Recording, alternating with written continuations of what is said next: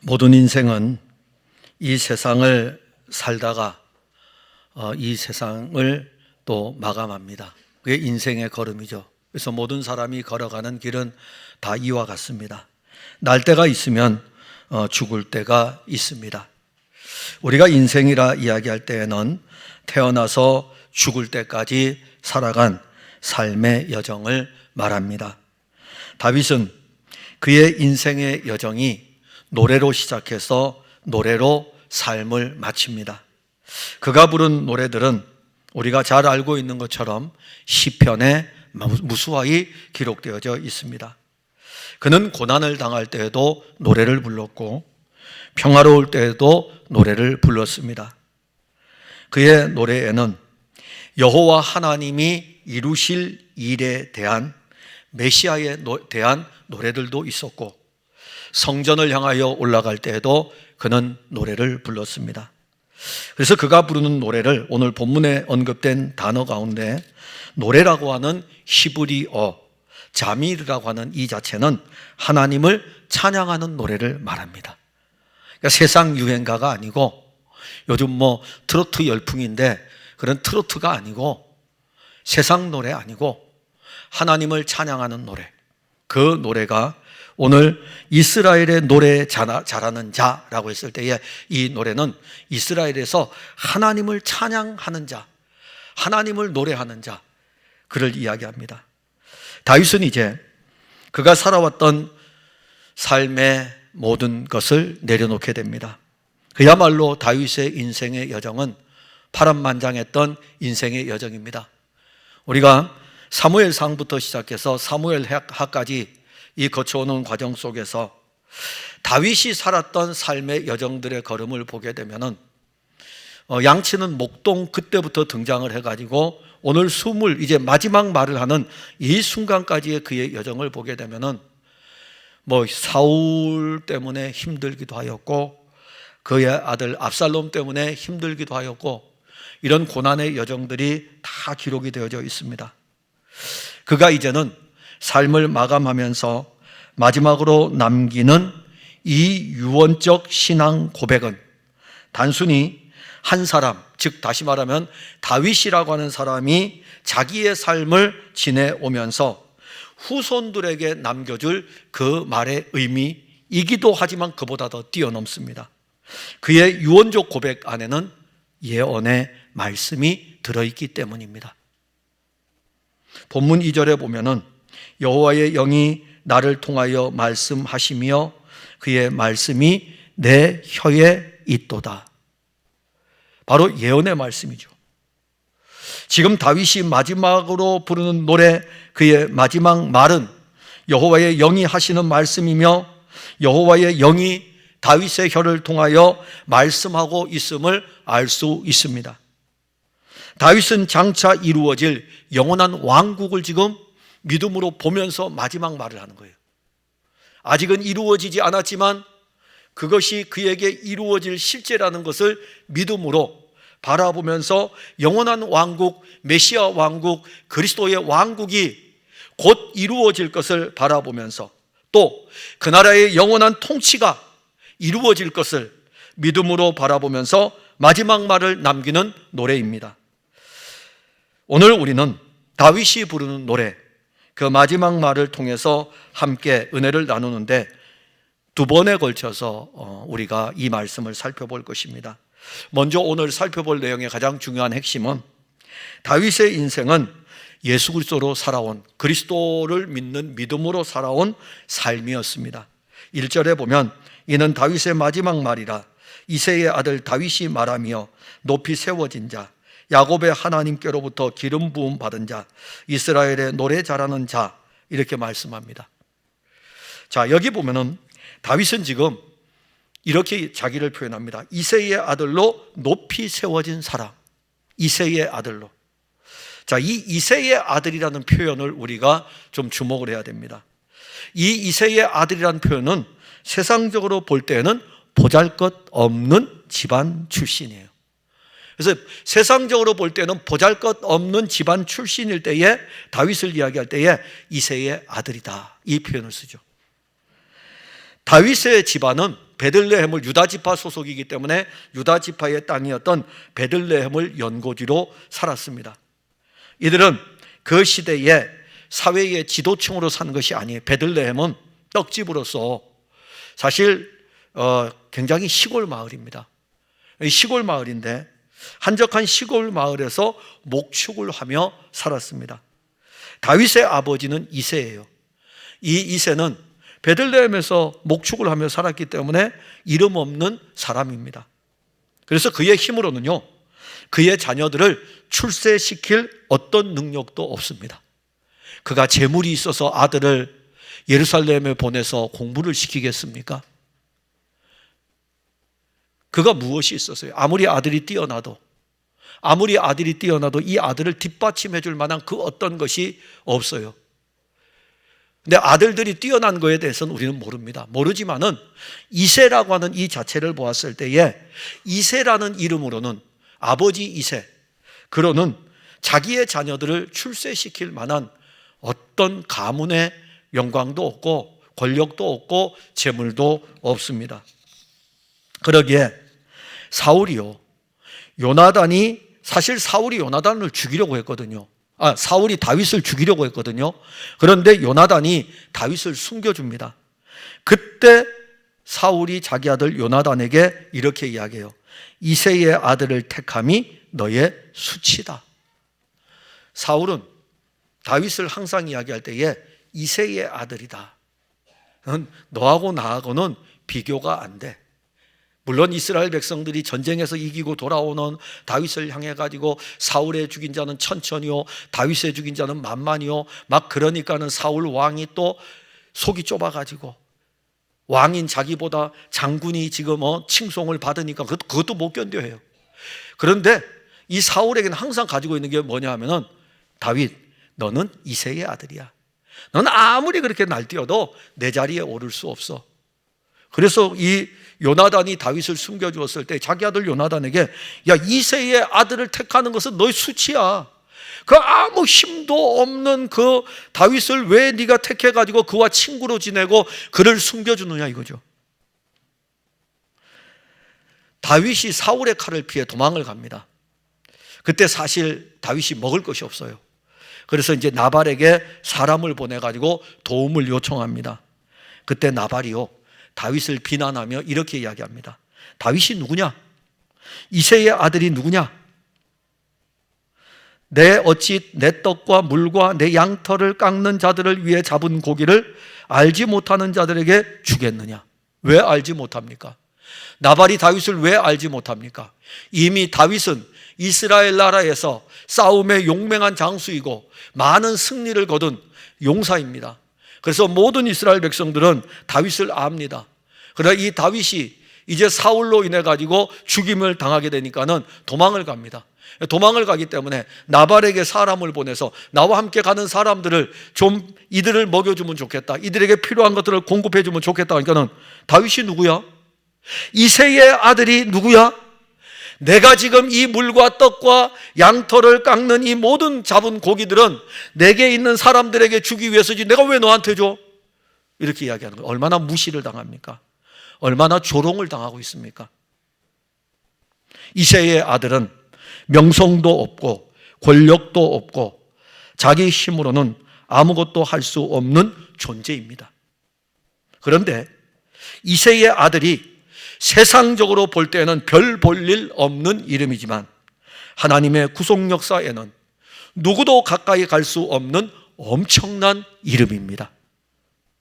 룻기 4장 17절에 그의 이웃 여인들이 그에게 이름을 지어주되 나오미에게 아들이 태어났다 하여 그의 이름을 오벳이라 하였는데, 그 다음에 또 나와요. 그는 다윗의 아버지인 이새의 아버지였더라. 굳이 이거 붙일 필요가 있을까요? 아니 이 오벳은 룻이 보아스와 결혼을 해가지고 아이를 낳았는데 나오미에게 아들이 태어났다고 해서 이웃 여인들이 그에게 이름을 지어주기를 보아스와 룻에게서 난 아이의 이름을 오벳이라 했어요. 그리고 성경에 더 기록했어요. 그는 다윗의 아버지인 이새의 아버지였더라. 다윗의 아버지인 이새의 아버지였더라. 이게 왜 성경에 기록하고 있을까요? 늘 우리는 이런 것들을 좀 궁금해야 돼요. 위대한 교부였던 아우구스티누스, 영어로는 어거스틴이라 그랬는데, 아우구스티누스는 초기의 기독교 공동체 성도들은 이해하고 믿었다, 이렇게 이야기해요. 늘 생각을 했어요. 예수님이 왜 하나님의 아들이지? 예수님이 왜 그리스도이지? 하나님의 아들이 나에게 무슨 관계지? 이게 초기 기독교 공동체들의 성도들의 가진 생각이었어요. 그러면 그런 생각을 가지고 교회를 다니면 말씀을 들을 때에 주의 영이 그들 가운데 일하니까는 그들이 가진 믿음은 항상 예수는 하나님의 아들, 아멘. 예수는 그리스도, 아멘. 생각하잖아요. 그들의 지식으로 이해할 수 없지만은 왜 예수님이 하나님의 아들이지? 왜 예수님이 그리스도이지? 왜 우리가 하나님을 믿어야 하지? 이런 문제를 생각을 하는 거예요. 그러면서 설교를 듣는 것입니다. 맹목적으로 교회 다니지 마세요. 여러분들 맹목적으로 교회 다니지 마세요. 맹목적으로 믿지 마세요. 말씀이 있는데, 죄송합니다. 말씀이 있는데, 이 말씀이 있는데, 여러분들에게 맹목적으로 믿으라 그러면 말씀이 왜 필요합니까? 말씀이 있는데요. 제가 오늘 집에서 밥을 먹다가 제 성경책을 이렇게 봐요. 다 뜯어졌어요, 이제. 제가 웃으면서, 내 성경이 벌써 저렇게 됐네. 내 성경책이 저렇게 됐네. 그러니까는 제 아내가 저보고, 당신은 목회자니까는 당신 성경책이라도 그렇게 낡아야지. 우리 다 같이 성경 구입했어요. 그죠? 같이 구입했어요. 제가, 그래, 그건 맞다. 그래도 목회자가 성경책이라도 좀 낡아 보여야지, 뭐 성경이라도 들고 다녔고 성경책이라도 읽는다고 이렇게 넘겨라도 보지. 제가 왜 여러분들에게 설교를 할까요? 이 말씀을 가지고. 이게 기록되어 있으니까 이걸 가져야지. 제가 늘 경험했던 걸 가지고 여러분들에게 전한다면 그게 무슨 힘이 있겠습니까? 기록된 이 말씀, 이 약속의 말씀. 그런데 오늘날 그리스도인들은요, 맹목적으로 믿어요. 맹목적으로 믿고 그냥 맹목적으로 교회 다닙니다. 그런데 초기의 기독교 공동체 성도들은 이거 없었어요. 성경이 없었습니다. 자기가 소장한 성경이 없었어요. 교회 가운데 회람이 됐기 때문에 교회에 하나가 주어지면 이 교회에서 예배 때 두루마리 성경을 갖다가 쫙 펼쳐놓고 주일날 읽어주고 풀어서 해석을 해줍니다. 집에 가서 읽을 수가 없어요. 그런데 그들은 들으면서 예수님이 누구지? 예수님이 왜 하나님의 아들이지? 왜 예수님이 우리의 구원자가 되지? 이 부분에 대해서 굉장히 많이 생각했습니다. 그러면 오늘 여러분 성경을 보세요. 왜? 룻기를 기록할 때에 룻기의 저자가 성령의 감동을 받아가지고 보아스가 룻과 결혼을 하여가지고 오벳을 낳았더라, 이렇게 하면 될 걸. 왜 오늘 우리는 이 룻기 4장 18절부터 22절의 이 말씀을 통해서 왜 이 오벳을 이야기하고 난 다음에 그는 다윗의 아버지인 이새의 아버지였더라, 이렇게 성경에 기록하고 있을까? 그런데 이 더 놀라운 것은요, 룻기 4장 18절부터 22절까지 나오는 이 베레스의 계보에 대한 그 계보가 마태복음 1장 3절과 5절에 똑같이 나온다는 것입니다. 베레스는 헤스론을 낳고 헤스론은 람을 낳고 람은 아미나답을 낳고 아미나답은 나손을 낳고 나손은 살몬을 낳고 살몬은 라합에게서 보아스를 낳고 보아스는 룻에게서 오벳을 낳고 오벳은 이새를 낳고, 그리고 마태복음 1장 6절에 이새는 다윗 왕을 낳으니라. 다윗은 세상적으로 볼 때에는 보잘것없이 보이는 이새의 집안의 출신이었습니다. 그러나 하나님의 구속의 경륜, 하나님이 이루어가는 이 큰 구원의 일들을 진행하실 때에는 이새의 집안에서 출생한 이 다윗을 아주 높여주십니다. 사무엘상 16장 12절에 보면 사울 왕 세운 것을 하나님이 후회하신다는 내용이 나옵니다. 왜 후회했을까요? 이스라엘 백성들이 요구해가지고 왕을 세웠더니 사울이 왕이 되고 난 다음에 그가 행하는 모든 일들을 보니까는 자기 생각대로 그냥 하는 거예요. 다 들어가요. 제사도 들어가고 뭐 전쟁할 때에 그가 하나님을 안 믿는 사람이 아니에요. 하나님의 사람이에요. 그런데 이 사울에게는 자기가 얼마나 강했는지 왕이 될 때에 자기가 생각하는 대로 하나님, 사무엘 선지자가 늦게 오면 자기 생각한 대로 늦게 오니까 그럼 내 생각대로 내가 드리지 뭐, 제사를 내가 드리지 뭐. 믿음이라는 것은요, 늦게 오면 그냥 기다리면 돼요. 왜냐하면 주께서 하실 일이니까. 근데 우리 생각에는 아니야, 우리라도 드려야 돼. 그러면 우리가 드리면 굉장히 우리가 하나님으로부터 칭찬받을 것 같죠? 아닙니다. 이것을 믿는 믿음이 하나님으로부터 칭찬을 받는 거예요. 내 어떤 행위가 하나님으로부터 칭찬받는 게 아닙니다. 이대로 믿는 게 하나님으로부터 칭찬을 받는 것입니다. 그래서 하나님의 아들 그리스도 예수를 믿는 믿음이 우리가 칭찬을 받는 믿음인 것입니다. 사무엘상 16장에 이 사울왕을 버리고 새롭게 이제 한 왕을 택합니다. 그런데 한 왕을 택할 때에 사무엘을 베들레헴으로 보냅니다. 그리고 내가 한 왕을 준비했다고 이야기합니다. 그리고 난 다음에 사무엘상 16장 12절에 이에 사람을 보내어 그를 데려오라 이야기합니다. 처음엔 다들 왔어요. 이새의 아들들이 다 왔지만은 아니에요. 다 하나님 보실 때 아니라 이겁니다. 하나님이 택한 왕이 아니었어요. 그래서 다 왔냐? 이렇게 사무엘이 물었어요. 이새한테. 아니요, 마지막 말째 막내가 있는데 지금 양을 치고 있습니다. 그를 데려오라 이겁니다. 그래서 사람을 보내서 양을 치고 있는 다윗을 데리고 왔습니다. 사무엘상 16장 12절에 이에 사람을 보내어 그를 데려오라. 그의 빛이 붉고 눈이 빼어나고 얼굴이 아름답더라. 여호와께서 이르시되 이가 그니, 이가 내가 택한 왕이다. 이 사람이다. 이가 그니 사무엘이 일어나서 사무엘에게 기름을 부으라고 하니까는 그에게 기름을 부어줍니다. 다윗이 이새의 집안에서 태어나고 이새의 집안의 막내였고 이새의 집안의 막내였을 때 사무엘이라고 하는 큰 선지자가 그의 집에 왔을 때에 그는 들판에 나가서 아버지의 양떼를 지키는 자에 불과하였습니다. 그러게 집안에서도 그는 높은 자가 아니었어요. 집안에서도 높은 자가 아니었고 그의 집안 자체도 높은 집안이 아니었음에도 불구하고 다윗이 이스라엘 왕이 된 것은 그의 공로가 아닙니다. 그에게는 왕 위에 오를 만한 그 어떤 것도 없었습니다. 그런데 하나님은 이 다윗을 택하였습니다. 사무엘상 16장 1절에 여호와께서 사무엘에게 이르시되 내가 이미 사울을 버려 이스라엘 왕이 되지 못하게 하였거늘 내가 그를 위하여 언제까지 슬퍼하겠느냐. 너는 뿔에 기름을 채워가지고 가라. 내가 너를 베들레헴 사람 이새에게로 보내리니 이는 내가 그의 아들 중에서 한 왕을 보았느니라. 자, 그렇게 해서 이제 다윗이 하나님에 의해서 택함을 받은 것과 시간이 지나면서 이제 다윗이 하나님이 진행하는 일들을 따라서 다윗은 왕위에 오릅니다. 그리고 다윗은 세상을 떠나게 됩니다. 지금 떠나는 길 앞에 있어요.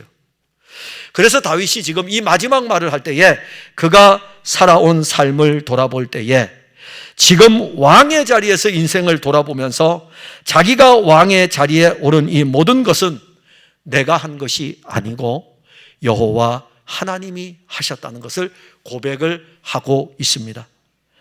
이것이 다윗이 말하는 이새의 아들로 높이 세워진 자입니다. 낮고 천한 그가 이제는 이스라엘의 가장 높이 세워진 자가 되었습니다.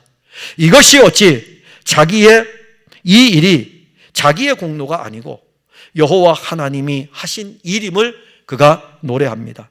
우리는 가장 높은 자리에 계셨던 그분이 가장 낮은 자리로 온 것을 알고 있습니다. 그가 바로 하나님의 아들이시고 그가 바로 그리스도입니다. 빌립보서 2장 6절과 7절에 보면 그는 근본 하나님의 본체시나 하나님과 동등됨을 취할 것으로 여기지 아니하시고 오히려 자기를 비워 종의 형체를 가지사 사람들과 같이 되셨고 가장 높은 자리에서 가장 낮은 자리로 내려옵니다. 가장 높은 자리에서 가장 낮은 자리로 오신 예수 그리스도는 낮은 자로 33년을 이 세상에서 삽니다. 그리고 낮은 자로 이 세상에서 살다가 더 낮아져서 우리 대신에 십자가에서 죽임을 당합니다. 그리고 또 낮아지셔가지고 그는 십자가에서 죽으시고 무덤으로 들어가십니다. 가장 높은 자리에서 가장 낮은 자리로 그가 들어가십니다. 이제 그의 시신은 가장 높은 자리에서부터 내려와서 가장 낮은 무덤의 장사가 됩니다. 이렇게 낮아진 하나님의 아들 그리스도 예수를 하나님은 다시 높이십니다. 그의 높아짐은 죽음에서 부활하심으로 말미암아 친히 증거가 되었고 하늘로 승천하여 하나님 보좌 우편에 앉으셨습니다. 이것이 하나님 보좌 우편에 앉으심이 그의 높아짐의 절정입니다. 그가 이렇게 높아졌을 때에 빌립보서 2장 9절과 10절에 이러므로 하나님이 그를 지극히 높여 모든 이름 위에 뛰어난 이름을 주사 하늘에 있는 자들과 땅에 있는 자들과 땅 아래에 있는 자들로 모든 무릎을 예수의 이름에 꿇게 하시고, 예수 그리스도의 낮아심과 그럼 예수 그리스도의 높아지심이 그 은혜는 우리에게 어떤 관계입니까? 자, 우리는 다윗의 일생에서 이새의 아들에서 높아진 이스라엘의 왕을 보았어요. 이 다윗을 통해서 하나님의 아들 그리스도가 높아진 데서 낮아지고 낮아진 데서 높아져서 하늘과 땅의 모든 권세를 가지고 모든 것들이 그리스도에게 굴복을 합니다. 그럼 이것이 우리에게는 어떠한 은혜입니까? 디모데후서 2장 11절과 12절에 밉보다 이 말이여 우리가 주와 함께 죽었으면 또한 함께 살 것이요 참으면 또한 함께 왕노릇할 것이다. 연합입니다. 연합. 그와 함께, 그리스도와 함께. 여러분들은 그리스도와 연합되어져 있습니까? 초기 기독교 공동체 성도들처럼 여러분들도 좀 생각을 해보시길 바랍니다. 여러분들은 지금 예수 그리스도와 연합이 되어져 있습니까? 아니면 예수 그리스도와 별개입니까? 성경은 우리에게 로마 교회도 그렇고 빌립보 교회도 그렇고 골로새 교회도 그렇고 에베소 교회도 그렇고 갈라디아 교회도 그렇고 계속 그리스도와의 연합에 대해서 교회들에게 편지를 씁니다. 그만큼 중요해요. 근데 우리는 이 연합에 대한 것들을 잘 생각을 하지 않는 것 같아요. 그런데 바울은 디모데에게 편지를 쓸 때에도 그의 마지막 편지에서 밉보다 이 말이요. 이건 신실하다. 이건 하나님이 우리에게 이루시는 일이기 때문에 밉보다. 우리가 주와 함께 죽었으면, 우린 주와 함께 죽었다 이겁니다. 죽으셨습니까? 믿으셔요. 여기시면 돼요. 영원 세계 안에서 그리스도의 성령으로 말미암아 우리도 그리스도와 함께 죽었어요. 그리스도가 십자가에 못 박힐 때에 너희 육체도, 너희 정욕도, 너희 탐심도 그리스도와 함께 십자가에 못 박았다라고 과거형을 쓰고 있습니다. 그리스도와 함께 우리는 십자가에 못 박혔어요. 그리스도와 함께 우리는 죽었어요. 그러면서 또 한 면에서 그리스도와 함께 그리스도가 부활의 생명을 얻을 때에 그 부활의 생명은 우리의 부활의 생명이 되었고 우리는 그리스도와 함께 살았고, 이것을 누린 사람이 바울이고 이것을 누렸기 때문에 나는 그리스도와 함께 죽고 이제는 내 안에 그리스도가 사시는 것이라고 하는 갈라디아서 2장 20절의 말씀이 그 의미인 것입니다. 내 안에 그리스도가 사시는 거예요. 그러면 그리스도의 높아지심의 은혜는 우리를 어디까지 이끌고 갑니까? 주와 함께 죽었으면 또한 함께 살 것이요 참으면 또한 함께 왕노릇할 것이며, 이제 우리도 그리스도와 함께하여 주 예수 그리스도와 함께 왕같은 제사장으로 우리는 사는 것입니다. 우리 왕같은 제사장으로 사는 거예요. 왕노릇하고 있는 거예요. 왕노릇 좀 해보세요. 제가 집에서 아버지 노릇하잖아요. 얼마나 어렸을 때는요 아버지가 되고 싶었거든요. 아버지가 무소 불위의 권력이더라고요. 아버지가 이야기하면은요 다 되는 거예요. 그래서 어렸을 때는요 나도 빨리 아버지가 되고 싶다 그랬거든요. 아버지가 되니까 되게 편해요. 제가 제 아내하고 결혼을 했을 적에 처음에 그때 TV가 원래 어떻게 되어 있냐면은 가서 우리가 채널을 눌러서 채널을 바꾸는 거예요. 근데 그때에 리모컨이 나왔어요. 그래서 채널을 리모컨으로 바꿀 수가 있는 거예요. 최신형이거든요. 제 아내하고 그 결혼을 하면서 야, 우리 가전제품 TV를 하나 들여놔야 되는데 뭘로 들여놓으면 좋을까? 리모컨을 들여놓으면 편하잖아요. 제가 제 아내가 그걸 사자고 할 때 아니야, 우리가 결혼하고 나면 애들을 낳을 텐데 얘들이 가서 채널을 착 이렇게 야 7번 틀어, 9번 틀어, 5번 틀어. 그럼 걔들이 가서 이렇게 꾹꾹 누를 거 아니냐고. 우리는 리모컨이 있을 거니까는. 그래서 리모컨 없는 거를 샀어요. 그리고서 자녀들을 낳고 이렇게 하니까는 보이지 아니하게 무소불위의 권력의 힘이 저한테 있더라고요. 아버지 노릇이죠. 아버지 노릇. 제가 하는 이 아버지 노릇은 희생도 따라와야 되고 다 하는데 그래도 이 아버지 노릇 한다는 게 얼마나 좋은지 몰라요. 이게 이 성경의 참 표현이 얼마나 멋있습니까? 왕 노릇 한다. 여러분 왕 노릇 한번 해보고 싶지 않으세요? 하늘과 땅의 모든 권세를 가지신 분의 노릇입니다. 하늘과 땅의 모든 것들이 그리스도에게 복종하니까는 이 모든 노릇, 내 앞에 복종하는 이 놀라운 이 왕 노릇 해보고 싶지 않으세요? 해보고 싶지 않은 분들은 평생 종 노릇 하세요. 돈에 끌려 종 노릇하고 권력에 끌려 종 노릇. 여러분들 마음대로 하세요. 그리스도 예수로 왕 노릇하면서 하세요.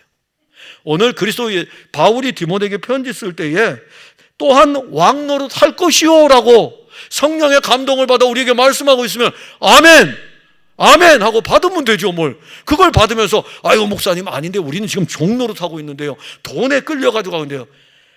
자유하세요. 자유하세요. 여러분들은 왕이셔요. 그리스도가 왕이시기 때문에 오늘 현재만이 아니고 우린 정말 왕 같은 제사장입니다. 요한계시록 20장 6절에 보면 오늘도 왕 노릇하고 내일도 왕 노릇하고 시간 세계 속에서 끊임없이 왕 노릇할 뿐만이 아니라 요한계시록 20장 6절에서는 이 첫째 부활에 참여한 자들은 복이 있고 거룩하도다. 둘째 사망이 그들을 다스리는 권세가 없고 도리어 그들이 하나님과 그리스도의 제사장이 되어 1000년 동안 그리스도와 더불어 왕 노릇하리라. 땅에서도 그리스도 예수를 믿으면서 왕 노릇, 영원 세계에서도 그리스도 예수와 함께 왕 노릇. 이게 주께서 우리를 높여주신 놀라운 은혜인 것입니다. 이게 우리가 부를 노래예요. 우리는 이미 예수 그리스도와 더불어 왕 같은 존재입니다. 그리스도 없이는 우리 왕이 될 수 없어요. 그리스도가 왕이시기 때문에 그 이름 의지해서 우리도 왕 같은 존재로 있습니다. 우리는 영원한 나라에서 그리스도와 더불어 함께 왕 노릇할 것입니다. 왕처럼 살고 싶지 않습니까? 왕처럼. 여기 여자분들 많은데 여러분들 결혼하여 가지고 여러분들의 아내에게 왕비처럼 대접해 주고 싶었잖아요. 그래서 이렇게 이야기들 하는 거 토크쇼라든가 이런 걸 보면은요, 다 여자분들한테 결혼할 때 이야기할 때는 손에 물도 안 묻히게 해준다고 이렇게 하면서 결혼한다는 이야기들을 하면서 막 서로들 웃고 막 그러는 것들을 보았어요. 근데 현실적으로 그러합니까? 안 그렇죠. 왕처럼 살고 싶지 않습니까? 오늘 여러분들은 그리스도와 함께 왕같이 살고 있는 것입니다. 못 누리시는 것이 우리의 연약이지 전 너무 좋아요. 그리스도와 함께 왕 노릇하고 이 왕 같은 존재라는 것, 예수 그리스도와 함께 죽고 예수 그리스도와 함께 살기에 그것이 그와 더불어 사는 왕의 삶입니다. 우리가 이러한 영적 삶의 은혜를 안다면 다윗의 노래, 그 마지막 말, 우리의 노래이며 우리의 마지막 고백이 되지 않겠습니까? 세상에서 우리가 어떻게 출세할 수 있겠어요? 여러분들이 어떻게 왕이 될 수 있겠습니까? 저희 아버지가 세상을 떠났지만은 저희 아버지는 정말 이름 없는 분입니다. 정말 이름 없어요. 북한에서 살다가 신의주에서 살다가 만주로 갔다가 일제시대 때 해방이 되기 전에 만주에서 와서 고아로 자라셔가지고 어머니 만나 결혼하고 저를 낳았는데 그분의 이름에게 무슨 세속적인 힘이 있겠습니까? 무슨 세속적인 권력이 있겠습니까? 그야말로 이새의 아들 다윗에 불과한 것이죠. 그런데 예수를 믿고 났더니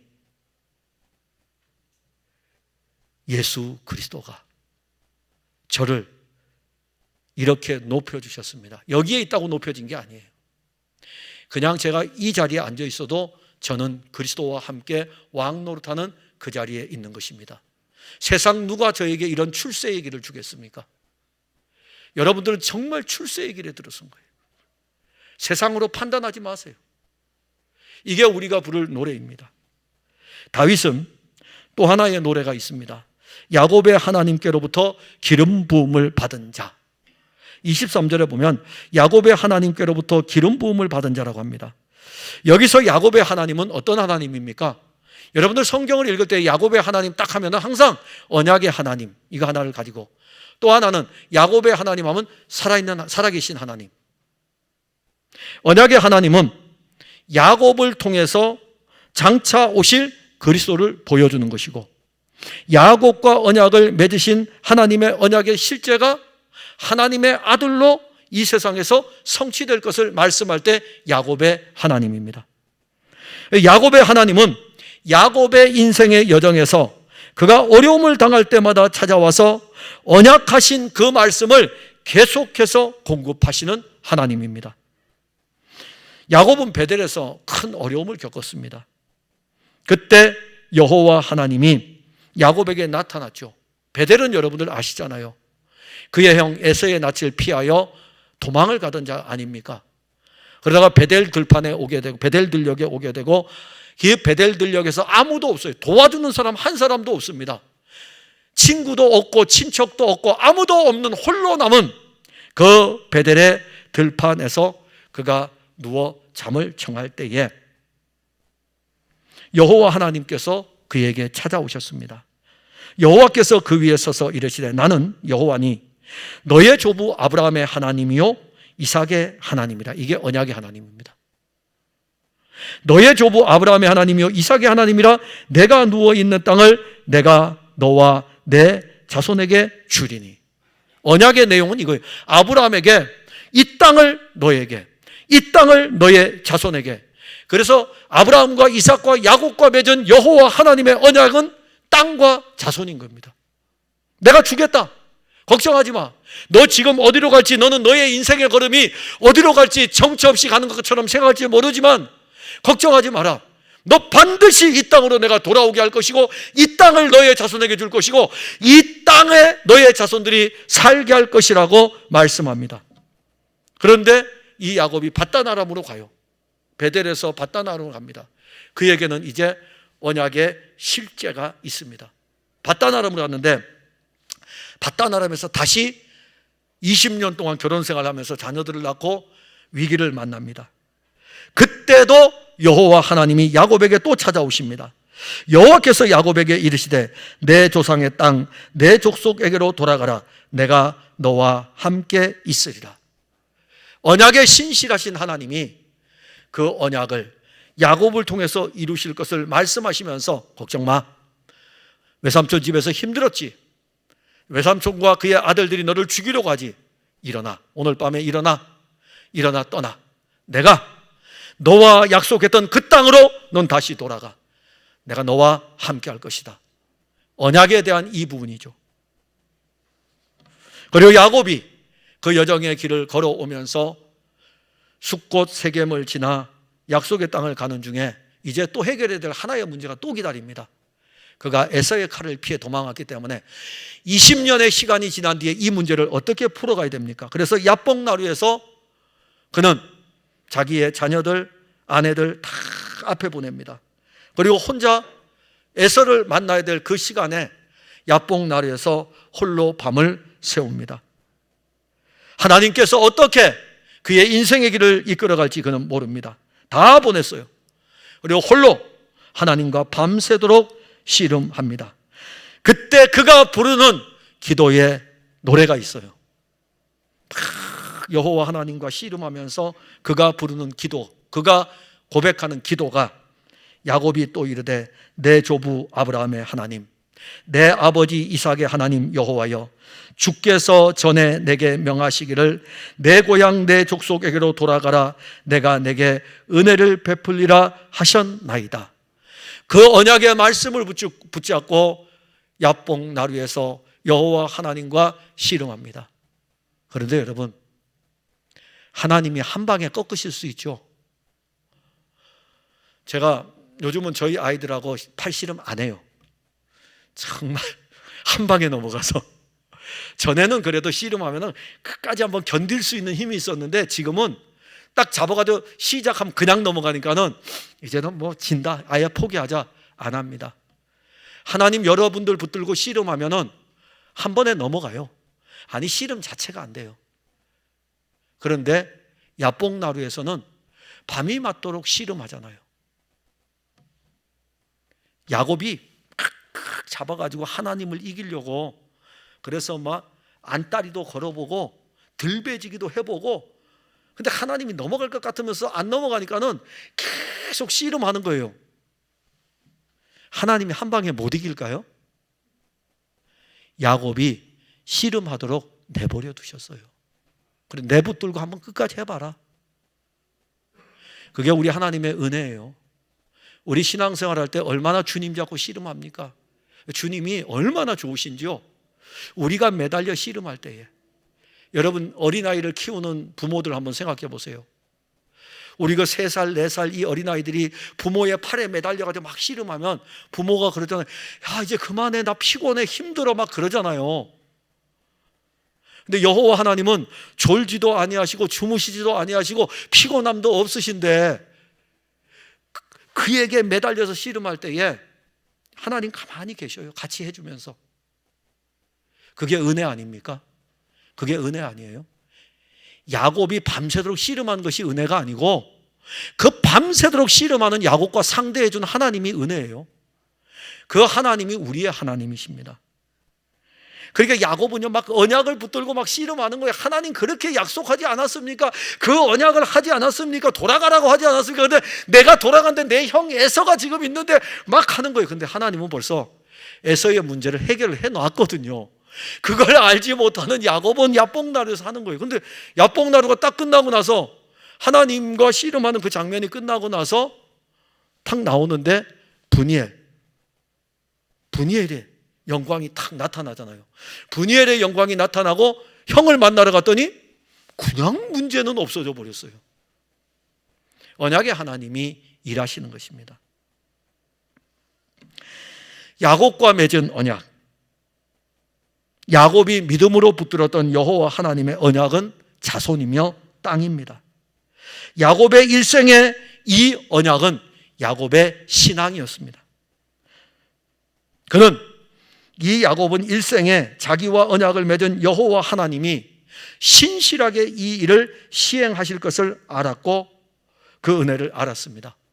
그리고 이 언약은 모세가 호렙산에서 여호와 하나님을 만났을 때 모세를 찾아오신 여호와 하나님이 모세에게 이렇게 이야기합니다. 나는 내 조상의 하나님이니 아브라함의 하나님, 이삭의 하나님, 야곱의 하나님이니라. 야곱 자신이 경험했던 그 언약의 하나님, 그리고 시간이 흘러서 430년이 흘러서 모세에게 오신 여호와 하나님은 야곱의 하나님이라고 말씀하십니다. 야곱의 하나님은 야곱과 맺은 언약을 430년이 지나도 잊지 않았고, 그 언약하신 대로 자기 백성들을 이끌어 애굽에서 건져내고 홍해를 건너게 하고 광야의 여정을 이끌었습니다. 그들이 걸었던 광야 40년 여정에서 그들은 원망하고 불평하고 불신앙으로 가득했습니다. 그럼에도 불구하고 야곱의 하나님은 원망하고 불평하고 불신앙을 가진 이스라엘 백성들을 향하여 가지고 그 언약을 파기하지 않았습니다. 그들을 버리지 않았습니다. 그들을 포기하지도 않았습니다. 야곱의 하나님은 언약하신 대로 자기 백성들을 약속의 땅으로 인도하였습니다. 그리고 약속의 땅에서 이스라엘 백성들은 또 살아갑니다. 다윗은 그 후손으로서 언제나 야곱의 하나님을 믿음으로 살았습니다. 그의 삶도 야곱의 삶과 방불할 정도로 험난한 삶이었습니다. 그의 삶은 수없는 위기의 삶이었습니다. 그러나 그는 그와 맺은 언약을 믿음으로 누리고 있었습니다. 다윗이 성전을 건축할 열망을 가지고 있을 때 여호와 하나님이 다윗에게 말씀하십니다. 내가 영원히 그를 내 집과 내 나라에 세우리니 그의 왕위가 영원히 견고하리라. 야곱의 언약은 확장되어서 이제는 다윗의 언약으로 발전합니다. 얼마나 멋있습니까? 얼마나 멋있어요. 지금까지 다윗이 살아오면서 야곱의 언약, 그 야곱과 맺은 그 언약의 하나님이었는데 이제는 다윗과 맺은 다윗의 언약으로 더 확장되어서 오고 있습니다. 다윗은 하나님의 언약을 믿었기에 그의 인생은 노래하는 인생이었습니다. 그가 남긴 시편의 글들은 노래 그 자체입니다. 삶에서 숱한 고난을 만났지만 고난 속에서 여호와 하나님을 노래합니다. 인생의 황금기를 지날 때에도 여호와 하나님을 향한 그의 노래는 쉬지 않았습니다. 성전에 올라갈 때도 노래를 불렀고 성전에서 예배를 드릴 때에도 그는 노래를 불렀습니다. 그는 그를 통해서 이루실 그리스도를 기다리면서 메시아 찬송을 불렀습니다. 이 야곱의 하나님은 이제는 다윗의 하나님입니다. 그 하나님은 아브라함과 이삭과 야곱의 하나님이며 다윗의 하나님이고 이 언약의 성취를 우리는 마태복음 1장 1절에서 봅니다. 아브라함과 다윗의 자손 예수 그리스도의 계보라. 야곱에게 기름을 부으신 그 하나님은 다윗에게 기름을 부으셨고 다윗에게 기름을 부으신 하나님은 그의 아들 그리스도에게 기름을 부었습니다. 그리스도의 뜻이 기름 부음을 받은 자입니다. 그는 아브라함과 이삭과 야곱의 기름 부음의 실제입니다.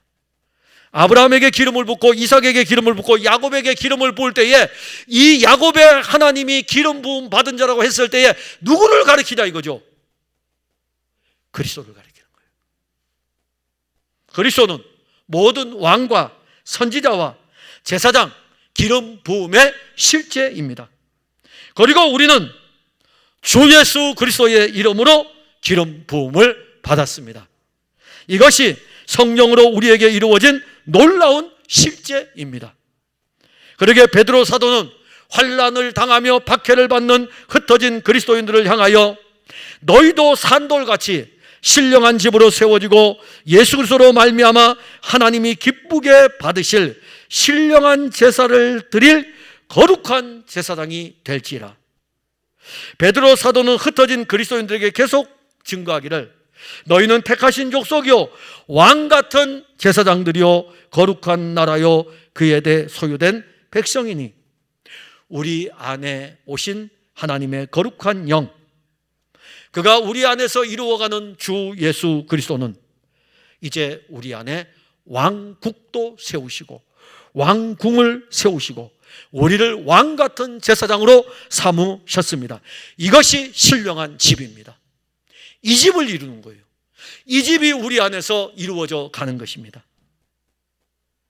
다윗이 오실 그리스도를 믿음으로 누리며 불렀던 그 노래, 그의 마지막 말을 바울도 똑같이 합니다. 전제와 같이 벌써 내가 벌써 부어지고 나의 떠날 기약이 가까웠도다.